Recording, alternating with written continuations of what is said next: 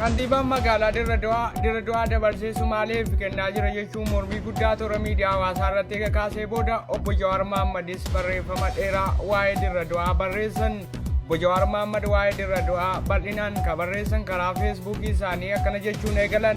Dhimmi Dirre Dawaa fanjiiwwan sirna wayyaanee Oromoof saboota biroo jidduutti awwaalame bira kute keessaa tokko yoo ta'u yeroo hedduu dubbataan turee jira obbo Jawaar Mohammad.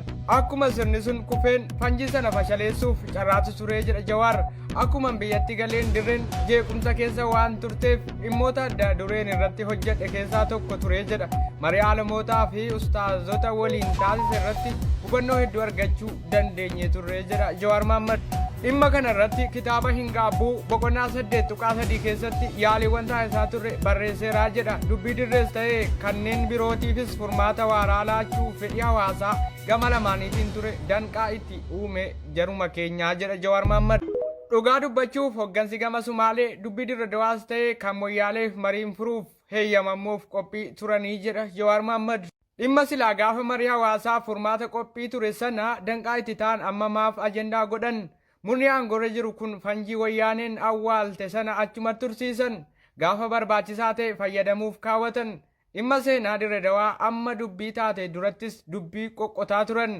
Fakkeenyaaf gaaffilee Oromoo marii biyyaalessaaf dhiyaate jedhame keessa fanjiilee wayyaaneen awwaalte kanneen akka Moyyaalee, Hararii fi kanneen kana fakkaatan hedduu balballoomsuu yaalii turan. Uummatatu jala qabuu dide malee jedha Jawaar Mohammad. Akeekni fanjiilee tuttuqaniif immoo furmaata isaa barbaaduuf miti. Akkuma warra isaan guddisee sana maddaa tuttuquuf Oromoof saboota biroo walitti gaarreeffachiisaa umurii dheereffachuufi jedha xiinxalaan siyaasaa obbo Jawaar Mohammad. Wanti namni yaadachuu qabu Dirre Dawaa mootummaa naannoo of danda'ee fi bulchiinsa hin qabdu. Mootummaa federaalaa kallattiin bultii jedha. Bulchiinsi magaalaa aangoo xinnaa tajaajila hawaasaa laachuutti murtaa'e qaba. Magaalattiin galii ofii hin sassaabdu federaalatu sassaabaa jedha. Imaamata diinagdeef hawaasaa baasuu hin dandeessu. Kanaafuu kantiibaa magaalaa sanii Dirre Dawaa dabarsee kennuu yookaan gurguruu dhiisii baajata isii irratti murteessuuf poolisii magaalattii ajajuufu aangoo hin qabu jedha Jawaar. Dirre Dawaan gurguruuf aangoo kan qabu mootummaa federaalaati. Kanaaf dubbii Dirre Dawaa adda durummaan kan gaafatamuu qabu Abiy Ahmad malee Shimallis Abdiisaaf Kadir Jawaar ta'ee Mustafaa Muhammad miti jedha. Duulli kantiibaa irratti godhamuu akeekni isaa takkaahuu dubbii kana maksuuf yookaan ammoo qaama wal morkii murna keessoo isaanii ta'uu malaa jedha Jawaar Mohammad. Namni dubbii seenaa tana adda durummaan tuttuqee kaasee ammoo ifatti hoggansa siyaasaa fakkaatus qondaala damee basaasaa buleessaa kan bara wayyaanee uummata Dirre Dawaa walitti buusaa turedha.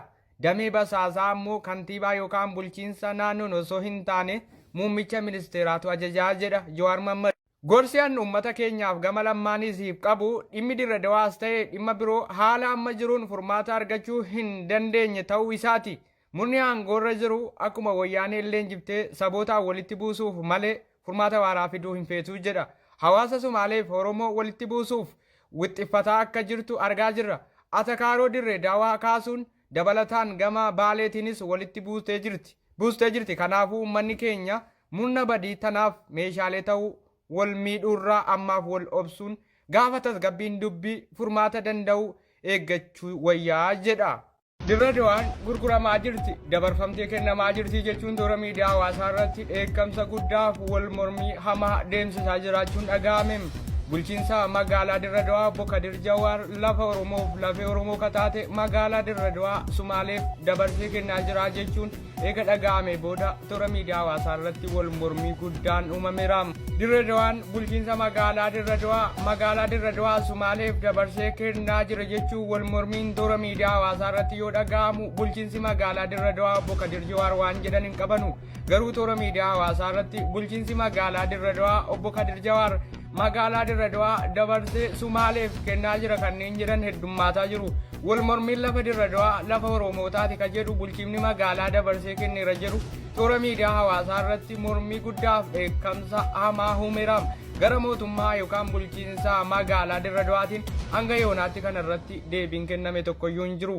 Waa'ee magaalaa Dirre Dawaaf lafti keenya lafee keenya dabarsinee hin kenninu ka jedhan lafti Dirre Dawaa yeroo hedduu morkii fi xiiqii hamaan ka guutamte yoo ta'u lafa Oromootaa yoo taatullee kanneen keenya jedhanii ishee harkisuuf yaalan akkuma jiranutti ta'e yeroo kana keessatti bulchiinsi magaalaa Dirre Dawaa dabarsee magaalaa Dirra Dawaa Sumaalotaaf kennuu deemaa jira jechuun eega dhaga'ame dheekkamsaa fi dallansuu guddaa mormii jajjaboo ta'an toora miidiyaa hawaasaa irratti kaaseera.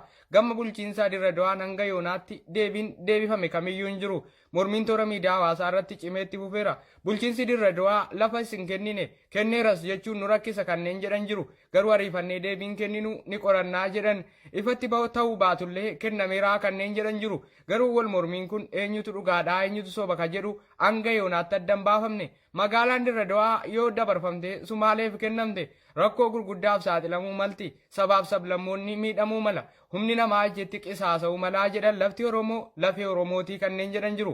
Bulchiinsi magaalaa Dirra Dawaa garuu komii ka'e kanaaf hanga yoonaatti deebiin kennine. Miidiyaan keenyas waa'ee lafa Dirra Dawaa magaalaa Dirra Dawaa lafa Oromoo kana jala bu'ee kan hordofu ta'a. Dhugumaan bulchiinsi magaalaa Dirra Dawaa gurgureera moo sobadhaa ka jedhu haala jiru laallee kan isinii dhiyeessinu ta'a.